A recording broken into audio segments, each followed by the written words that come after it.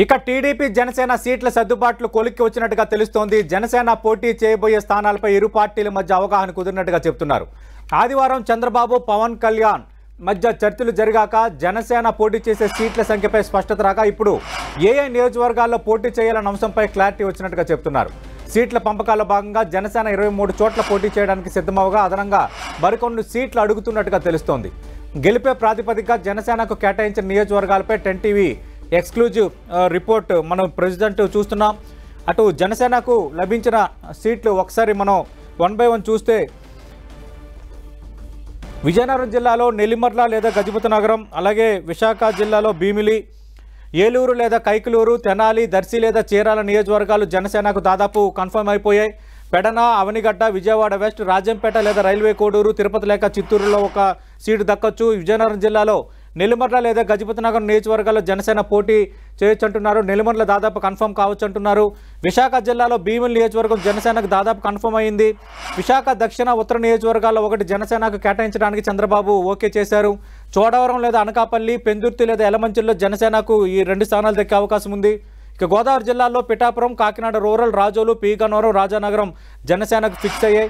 Rajahmundry rural లేదా తూర్పుగోదావరి జిల్లాల్లో మరో నియోజకవర్గం కూడా దక్కే అవకాశం ఉందంటున్నారు. అమలాపురం, నరసాపురం, భీమవరం, తాడేపల్లిగూడెం లేదా తణుకు జనసేనకు వచ్చే అవకాశం ఉందంటున్నారు. మరిన్ని వివరాలు అందించడానికి మా ప్రతినిధి రవిచంద్ర సిద్ధంగా ఉన్నారు. రవిచంద్, ఏం జరగబోతోంది? దాదాపు 23 సీట్లు కన్ఫర్మ్ అయ్యాయి అంటున్నారు. కానీ ఇంకా జనసేన 32 వరకు సీట్లు అడుగుతున్నా అంటున్నారు. సీట్ల సంఖ్య పెరిగే అవకాశం ఉందా? ఎప్పటికల్లా స్పష్టంగా అధికారికంగా వీటిని ప్రకటించే అవకాశం ఉంది? సతీష్, ఏదైతే ఈ 2 పార్టీల మధ్య సీట్ల సర్దుబాటు వ్యవహారం కొలిక్కి వస్తున్నట్టు మనకు కనిపిస్తుంది. ఫైనల్ ఫిగర్ ఏదో ఒక స్పష్టం కానప్పటికీ కూడా ఏదైతే ముందుగా ఏవైతే కొన్ని 23 సీట్ల వరకు ఒక క్లారిటీ అయితే కనిపిస్తుంది. అయితే జనసేన వైపు నుంచి 30 స్థానాల పైన వారు కోరుతున్నట్టు తెలుస్తుంది. చంద్రబాబు కూడా మొదటగా 23 స్థానాల నుంచి ఆయన కొంత పెంచి 25 స్థానాల వరకు వచ్చారని కూడా ఒక ప్రచారం అయితే జరుగుతోంది. ఎట్టి పరిస్థితుల్లో కూడా ఏదైతే ఈ పొత్తు అంశానికి సంబంధించి చాలా క్లారిటీగా 2 పార్టీలు ముందుకు పోవాలని కూడా చంద్రబాబు, పవన్ కళ్యాణ్ భావిస్తున్నారు. ఈ నేపథ్యంలో ఈ పొత్తు వలన ఎవరైతే అక్కడ జనసేన కావచ్చు, టీడీపీ నేతలు నష్టపోతున్నారో వారితో పిలిచి మాట్లాడాలి. ఎందుకంటే వారిని ఈ వైసీపీ వారు క్యాచ్ చేసే అవకాశం ఉంది కాబట్టి ఆ జాగ్రత్తలు అయితే ఈ కూటమి తీసుకుంటుంది. వారితో మాట్లాడుతూ ఉన్నారు. జనసేన నుంచి కూడా ఈరోజు పవన్ కళ్యాణ్ కూడా ఆ పార్టీ నేతలందరినీ పిలిపించి ఏదైతే విశాఖ ఈస్టు, వెస్ట్, అదేవిధంగా చిత్తూరు జిల్లా నేతలందరినీ కూడా పవన్ కళ్యాణ్ పిలిపించుకొని జనసేన కేంద్ర కార్యాలయంలో మాట్లాడుతూ ఉన్నారు. వారి ఆలోచనలను పంచుకుంటూ ఉన్నారు. చంద్రబాబుతో జరిగిన చర్చల సారాంశాన్ని వారికి వివరించుకుంటున్నారు. ఎవరు కూడా పార్టీ నుంచి బయటికి వెళ్లకుండా ముందు జాగ్రత్త అయితే పడుతున్నారు. మరోవైపు టీడీపీలో కూడా ఇదే విధంగా ఎక్సైజ్ అయితే జరుగుతుంది. ఎవరైతే ఈ పొత్తు వలన నష్టపోతున్నారో వారితో పిలిచి మాట్లాడి వారికి నచ్చజెప్పి వారి భవిష్యత్తుకు భరోసా ఇచ్చే కార్యక్రమాలు అయితే శ్రీకారం చుడుతున్నారు. అయితే ఇప్పుడు వరకు కూడా మనకి అందుతున్న సమాచారాన్ని బట్టి 23 స్థానాలు అయితే మనకు కన్ఫామ్ గా కనిపిస్తున్నాయి. వీటిలో కూడా 2 స్థానాల ఆప్షన్లు కూడా ఇచ్చారు. ఎందుకంటే స్థానిక పరిస్థితులు కావచ్చు, కుల సమీకరణాల నేపథ్యంలో 2 స్థానాల ఆప్షన్ ఇస్తున్నారు.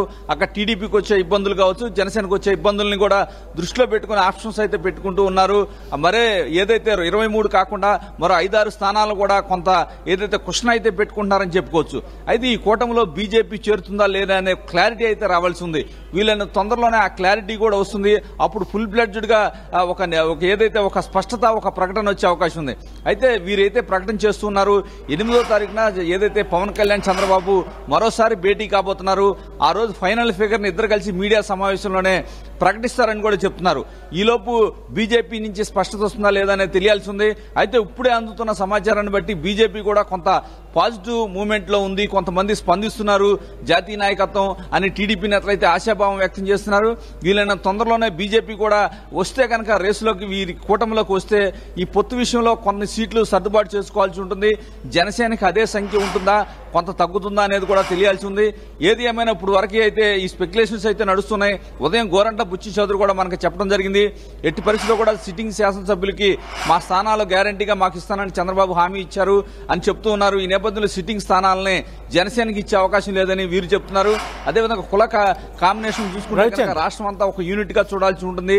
అన్ని కులాలు కూడా ఆయా జిల్లాల్లో ఉంటాయి. ఆ జిల్లాల్లో ఉన్న కులాలను బట్టి కూడా నిర్ణయాలు తీసుకోవాలని బుచ్చి చౌదరి చెప్తున్నారు. ఏదైతే ఈ వ్యవహారం అయితే ఈ విధంగా కొనసాగుతూ ఉంది సతీష్. అంటే రవిచంద్ ఆల్రెడీ భారతీయ జనతా పార్టీ ఆంధ్రప్రదేశ్ లో సమదూరం పాటించాలని ఇప్పటికే ఒక నిర్ణయం తీసుకున్నట్టుగా వార్తలు వస్తున్నాయి. కానీ ఇప్పుడు ఒక లేటెస్ట్ ఇన్ఫర్మేషన్ మీరు అందిస్తున్నారు. తెలుగుదేశం పార్టీ కొంత సమాచారం అందింది, మళ్ళీ భారతీయ జనతా పార్టీ పెద్దలు టచ్లోకి వచ్చారని. దీనికి సంబంధించిన పూర్తి అప్డేట్స్ ఏంటి? మళ్ళీ అంటే భారతీయ జనతా పార్టీ టీడీపీ జనసేనతో వచ్చే అవకాశాలు కొంత మళ్ళీ మెరుగుపడుతున్నట్టుగా భావించవచ్చా? అంటే సతీష్, ఇప్పుడు వరకు మనం గమనిస్తున్నాం, ఏదైతే జనసేన కావచ్చు, టీడీపీ కావచ్చు, బీజేపీ గురించి ఇప్పుడు వరకు కూడా వారు జాతీయ నాయకత్వం టచ్లోకి వస్తుందని ఇన్ని రోజులు ఆశించారు. కానీ ఇన్ని రోజులు వారు స్పందించకపోవడంతో వీరు ప్రతిపాదనలను వీరు ఒకరికొకరు పంచుకొని ఆ నిర్ణయాలు అయితే తీసుకుంటున్నారు.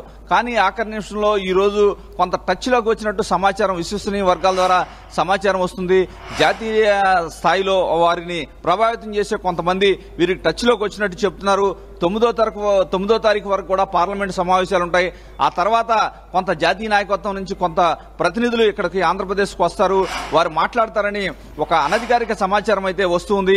ఈ నేపథ్యంలో వీరు కూడా కొంత క్వశ్చన్ అయితే పెట్టుకున్నారు. చర్చ ఈ రెండు పార్టీల మధ్య సీట్ల పంపకాల్లో భాగంగా బీజేపీ కూడా వస్తే అనే విధంగా కూడా పవన్ కళ్యాణ్ కావచ్చు, చంద్రబాబు కావచ్చు, ఇద్దరు కూడా మొదటి నుంచి బీజేపీ వస్తుందనే ఆశాభావంతో కొన్ని సీట్లు వారికి కేటాయించాలని కూడా ఒక చర్చ జరిగినట్టు కూడా మనకు అనధికారికంగా తెలుస్తుంది. ఏదేమైనా బీజేపీ విషయంలో స్పష్టత రావాలంటే 9వ తారీఖు వరకు ఆగాల్సి ఉంటుంది. ఆ తర్వాత మాత్రమే బీజేపీ జాతీయ నాయకత్వం నుంచి కొంతమంది ప్రతినిధులు వచ్చి చంద్రబాబుని, పవన్ కళ్యాణ్ కలిసి ఏదైతే పొత్తు సంబంధించిన చర్చలు జరిపే అవకాశం కనిపిస్తుంది. సతీష్, రైట్ రవిచంద్, మనం చూస్తున్నాం మా ప్రతినిధి రవిచంద్ అందిస్తున్న అప్డేట్స్ ప్రకారం జనసేనకు దాదాపు 23 సీట్లు కన్ఫర్మ్ అయిపోయాయి. మరో 5-6 సీట్లు పెరిగే అవకాశం ఉందంటున్నారు. అయితే ఈ అనాలిసిస్ లో భాగంగా మా టీడీపీ ప్రతినిధి రవిచంద్ ఒక ఇంట్రెస్టింగ్ అంశాన్ని తెర ముందుకు తెచ్చారు. భారతీయ జనతా పార్టీ ఏపీలో సమదూరం పాటించాలనుకుంది, కానీ మళ్ళీ బీజేపీ పెద్దలు కొందరు టచ్లో వచ్చారని టీడీపీ వర్గాల నుంచి సమాచారం అందుతుందన్న ఇన్ఫర్మేషన్ ఇస్తున్నారు. ఈ నేపథ్యంలో 2-3 రోజులు ఇది క్లారిటీ రావచ్చు అంటున్నారు. వీటన్నిటి నేపథ్యంలో ఈ నెల 8వ తారీఖున మరోసారి చంద్రబాబు నాయుడు, పవన్ కళ్యాణ్ భేటీ ఉండబోతోంది. ఆ రోజు పోటీ చేసే స్థానాలపైన ఒక స్పష్టత వచ్చే అవకాశం ఉంది. కొంత అన్నీ కుదిరితే ఫస్ట్ లిస్ట్ కూడా రిలీజ్ చేసే అవకాశం ఉందన్న మరో బ్రేకింగ్ అంశాన్ని మా ప్రతినిధి రవిచంద్ అందిస్తున్నారు. అలాగే ఇప్పుడు వైఎస్ఆర్ కాంగ్రెస్ పార్టీ ఇప్పటికే 6 జాబితాలు ప్రకటించి కొంత అభ్యర్థుల ప్రకటనలో దూకుడుగా ఉన్న నేపథ్యంలో దానికి తగ్గట్టుగానే చంద్రబాబు నాయుడు, పవన్ కళ్యాణ్ కూడా కసరత్తు చేస్తున్నారు. మనకు తెలుసు, నిన్న 2 దఫాలుగా భేటీ అయిన నేపథ్యంలో టీడీపీ జనసేన కూటమి పోటీ చేసే ఎంపీ స్థానాలకు సంబంధించి ఒక క్లారిటీ వచ్చిందంటున్నారు.